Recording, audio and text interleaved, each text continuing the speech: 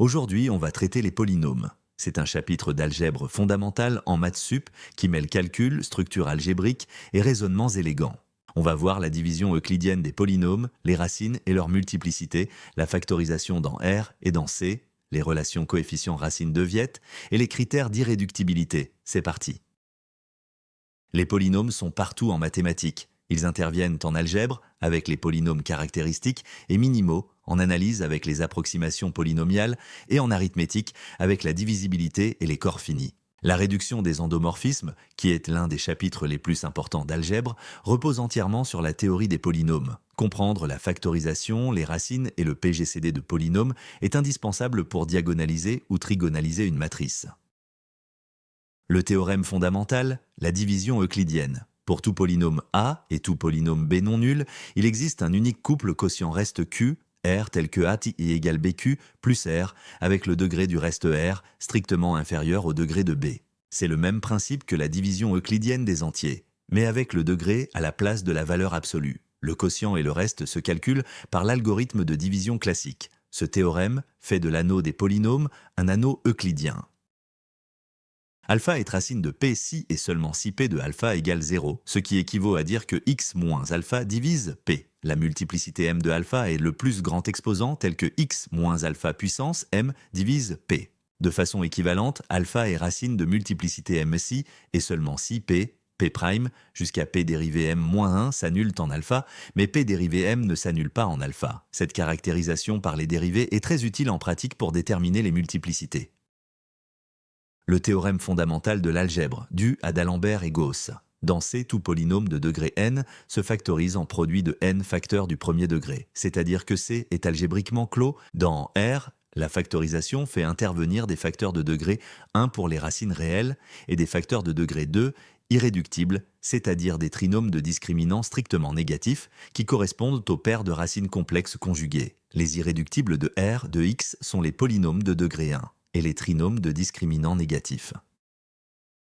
Les relations de Viette relient les coefficients d'un polynôme à ses racines. La somme des racines vaut moins le coefficient de degré n moins 1 divisé par le coefficient dominant. Le produit des racines vaut moins 1 puissance n fois le terme constant divisé par le coefficient dominant. Plus généralement, les fonctions symétriques élémentaires des racines s'expriment en fonction des coefficients. Pour un polynôme de degré 2, ax carré plus bx plus c, la somme des racines vaut moins b sur a et le produit vaut c sur a. Ce sont les formules que vous connaissez depuis le lycée. Les relations de Viette sont particulièrement utiles quand on connaît les racines mais pas les coefficients. Ou inversement, elles permettent de résoudre des systèmes d'équation en introduisant un polynôme dont les inconnues sont les racines. Le PGCD de deux polynômes se calcule par l'algorithme d'Euclide, exactement comme pour les entiers. On effectue des divisions euclidiennes successives jusqu'à obtenir un reste nul. Le dernier reste non nul, rendu unitaire, est le PGCD. Le théorème de Bézout pour les polynômes, A et B sont premiers entre eux si et seulement si il existe des polynômes U et V tels que AU plus BV égale 1. Ces coefficients de Bézout se calculent par l'algorithme d'Euclide étendu.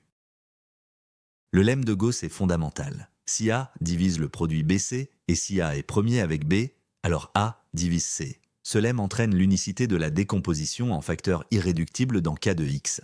C'est l'analogue de la décomposition en nombre premier pour les entiers. Un polynôme est irréductible s'il est de degré au moins 1 et ne se factorise pas en produit de deux polynômes de degré strictement inférieur. Dans C, les irréductibles sont exactement les polynômes de degré 1. Dans R, ce sont les polynômes de degré 1 et les trinômes de discriminants négatifs.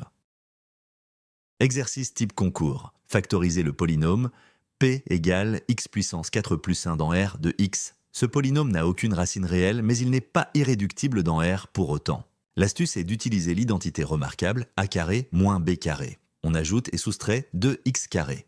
X puissance 4 plus 1 égale x carré plus 1 au carré moins racine de 2x au carré. C'est une différence de 2 carrés. On factorise x puissance 4 plus 1 égale le produit de x carré plus racine de 2x plus 1 par x carré moins racine de 2x plus 1. Les discriminants de ces deux trinômes ci sont 2 moins 4 égale moins 2, strictement négatifs. Les deux facteurs sont donc irréductibles dans R de x.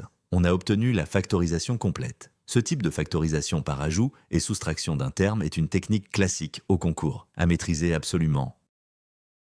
Première erreur, confondre un polynôme, qui est un objet formel défini par ses coefficients, et la fonction polynomiale associée. Dans un corps fini, deux polynômes distincts peuvent définir la même fonction. L'égalité de polynômes, c'est l'égalité coefficient par coefficient, pas l'égalité des valeurs. Deuxième erreur, oubliez de compter les racines avec multiplicité. Un polynôme de degré n a au plus n de n racines dans un corps quelconque compté avec multiplicité. Si la somme des multiplicités atteint n dans un corps algébriquement clos comme C, le polynôme est complètement factorisé. Troisième erreur, croire qu'un polynôme sans racine réelle est irréductible dans R de x. C'est faux dès le degré 4. On vient de voir que x puissance 4 plus 1 n'a aucune racine réelle mais se factorise en produit de deux trinômes. Un polynôme de R, de x, de degré supérieur ou égal à 3 n'est jamais irréductible.